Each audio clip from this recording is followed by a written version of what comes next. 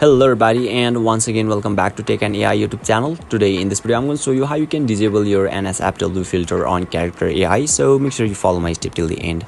First thing first, I assume that you have already downloaded the character AI app and already logged in, and now right after that, once you open it, you will be able to see the interface of the character AI app shown in the screen, where you can see I am in the chat section, and in this chat section you can see I have created few of the characters over here.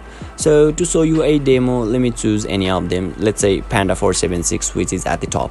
So now you will be redirected to the conversation section, where you can see the chat option at the bottom. So just tap on it, and now you need to type a small bracket and turn capital T, turn off NSFW and send, and you will be able to turn off your NSFW successfully.